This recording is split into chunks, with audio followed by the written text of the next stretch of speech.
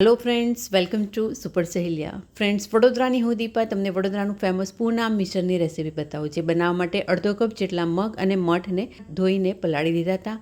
Overnight પલાળ્યા પછી ફરીથી એને એકવાર ધોઈ લીધા અને આ રીતે કાનાવાળા એક બાઉલમાં ઓવનમાં એને મૂકી દીધા 3 થી 4 કલાક માટે. મારી પાસે વધારે ટાઈમ ન હતો એટલે 4 કલાક માટે જે ફૂટે એ સ્પ્રાઉટ હું વાપરવાની હતી પૂના મિસળ બનાવવા માટે.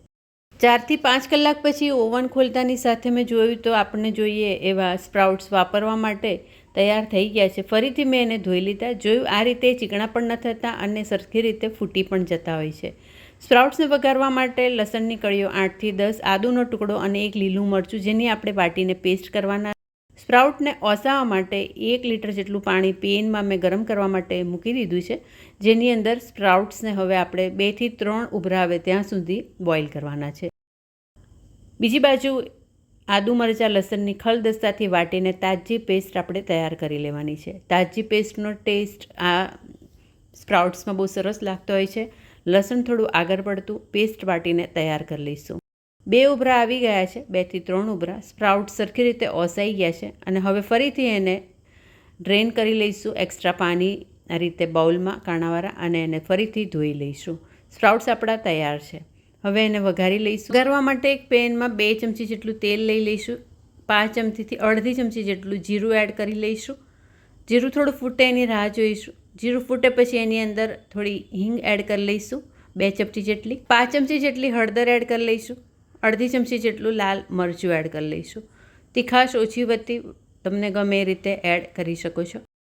ફ્રેન્ડ્સ, પછી અહીંયા આપણે એડ કરીશું આદુ મરચાં અને લસણની પેસ્ટ. જેમાં તમે લસણ ન ખાતા હોય તો સ્કીપ કરી શકો છો. આદુ અને લીલા મરચાંની પેસ્ટ એડ કરવાની. હવે આપણે આ પેસ્ટને થોડી સાંતળી લઈશું.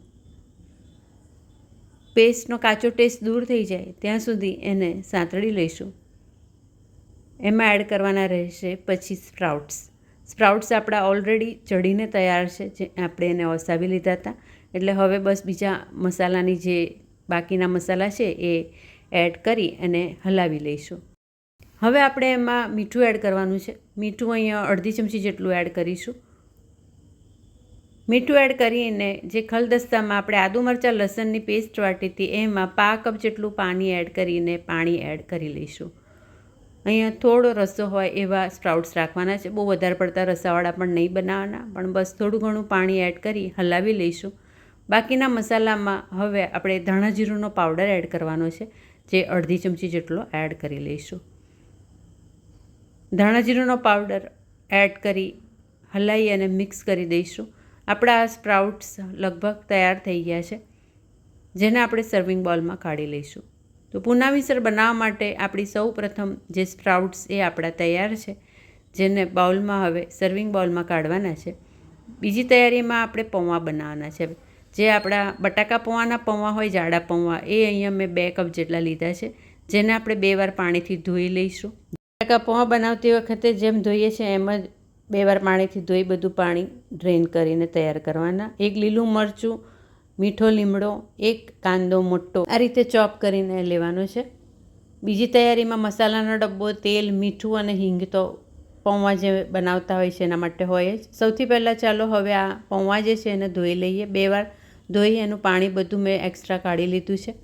અને હવે પૌવાને વઘારવા એક પેન લઈ લઈશું, જેની અંદર 2 ચમચી જેટલું તેલ, જેની અંદર અડધી ચમચી જેટલી રાઈ, અડધી ચમચી જેટલું જીરું. રાઈ અને જીરું ફૂટે પછી હિંગ એડ કરી લઈશું, 5 ચમચી જેટલી હિંગ. પછી આપણે એડ કરીશું મીઠો લીમડો, બારીક સુધારેલું લીલું મરચું થોડું સાંતળી લઈશું. એડ કરીશું હવે એમાં કાંદા જે આપણે સુધારીને રાખ્યા છે એ. થોડો કાંદો મેં રવા દીધો ગાર્નિશિંગ માટે, 2 ચમચી જેટલો. કાંદો હવે આછો ગુલાબી કલરનો થાય ત્યાં સુધી સાંતળવાનું છે. પછી એમાં એડ કરીશું હળદર, અડધી ચમચી જેટલી. લાલ મરચું, અડધી ચમચી જેટલું. વધારે તીખું ખાતા હોય તો થોડું વધારે એડ કરી શકાય.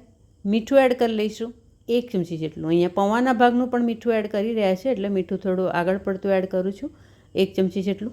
બધા જ મસાલા પૌવાના ભાગને એડ કરવાના, એટલે એ રીતે આપણે મરચું મીઠું એડ કરી શકાય. હવે આપણે જે પૌવા ધોઈને રાખ્યા છે એ એડ કરી લઈશું. 2 છીંટા જેટલું પાણી એડ કરી લઈશું. પૌવાને સરખી રીતે મસાલા અને કાંદા જે છે એની સાથે મિક્સ કરી લઈશું. કલર સરસ આવી ગયો છે.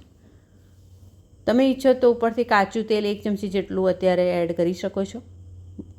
અહીંયા લીંબુનો રસ એડ કરું છું 1 ચમચી જેટલો. ખાંડ એડ કરું છું 1 ચમચી જેટલો. 1 થી 1.5 ચમચી જેટલું તમે ખાંડ અને લીંબુનો રસ એડ કરી શકો છો. એડજસ્ટ કરી શકો છો ખટાશ અને ગળપણ જે રીતે ખાતા હોય એ રીતે. બધું હલાવી અને મિક્સ કરી દઈશું.